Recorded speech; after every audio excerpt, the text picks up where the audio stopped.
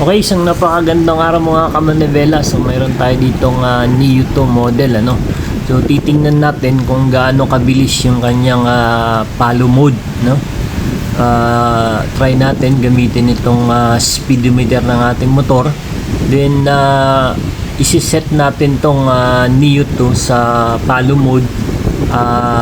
Nakapalo siya sa front pero left side no, kasi marami kasing option, pwedeng back, pwedeng right no, so depende sa setting mo. So set natin siya palo mode, nasa harap pero nasa left side. So madalas kasi pag sinabi mong drone ay tinitesting yung layo ng kanyang maabot ano, yung range test ano kung tawagin. So dito speed test ang gagawin natin mga kamanibela. Okay, so front left yung setting natin. Yan no. So grabe, sobrang lakas ng hangin no. So tagilid yung Neo 2 ano pag inaano ng hangin no. Tingnan mo pati yung mga dahon nyo ay nalilipad ng hangin. So ang ingay kasi ang lakas ng ano ng hangin dito. Ngayon matitesting natin kung gaano kabilis itong Neo 2. So antayin lang natin ano. So ayan, 0 yan. So start tayo. Ayan. Para matry na natin. Yun. 17 ano. Increase pa tayo ng speed. 22. Ayan. So nakapalo pa rin yan. In maliit na screen, yan po yung kuha ng drone ano. Yung Neo 2, yung maliit na screen. Tapos yung malaki naman, ito yung sa cellphone na nilagay natin ano, sa ating helmet. So yan. Tagilid ang Neo 2 ano. So umabot siya mga I think mga 22 to 24 yun ano, yung speed niya. So balik tayo no. So i-increase pa tayo ng speed.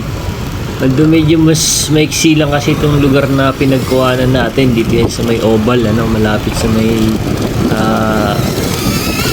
dito sa Imus ano. So yan, increase pa natin yung speed natin sa 25, 26, nakapalo pa rin siya o bumaba ano. So medyo maiksi no. So try natin no sa sunod natin na testing, try natin sa hanap kasi tayo ng area na mahaba no, at the same time medyo simentado. So mahirap kasi i-testing to pag nasa highway tayo. So balik pa tayo mga kamanibela no. So isa pa.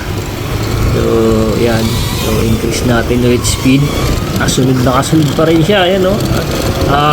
Front left side siya pero tagilid dahil sa sobrang lakas ng hangin.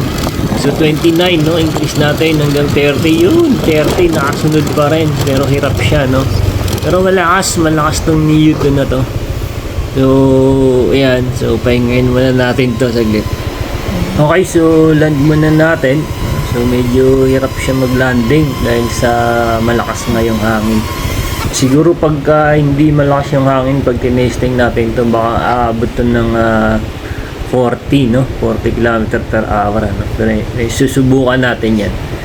So ngayon test naman natin siya no. So palo mode pa rin pero gamitin natin yung back naman kumbaga sa likod. Kasi kanina front left side parang patras yung kuha niya, so hirap siya. So try natin palo tapos back, yun hindi yun patras bali nakasunod siya sa atin. So ang angas tong Neo 2 na to no? So ang ganda kasi pagka gaya ko para kapag vlog ka, so kailangan mo tong Neo 2 para hindi mo na kailangan ng kukuha ng video para sa'yo. So ayan. So try natin ulit ano. So back naman. So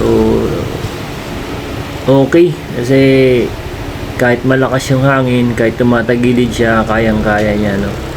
So okay, so sa mga susunod nating video, testing naman natin na nasa mataas siya no. Ito kasi malapit dikit sa atin. So mayroon kasi ako nakita mga video na nakapalo siya pero nasa mataas. So gagamitan na natin yan ng controller at the same time ng transceiver. So ngayon kasi wala tayong ginagamit na controller no. So okay, so ang maximum na speed ko dito is 30. So okay to no. So sa sunod natin ng mga video, yung mga medyo mahaba na daanan yung kuhanan natin para makabuelo tayo. Then titingnan natin kung hanggang saan yung speedometer na kaya niyang ipalo. So dito, stop muna tayo dito, then palad muna natin yung ating drone. So yan, nakatagilid talaga siya, no? Kasi dahil sa lakas ng hangin, so halos hindi nga siya makapag-land, no? No, hirap siya, no? Okay, so marami pa tayong magagawa dito sa ating Neo to. So marami pa tayong maiba-vlog dito. So next, no? So abangan na lang natin mga kamanibela. So lagi kong sinasabi, so drive safe mga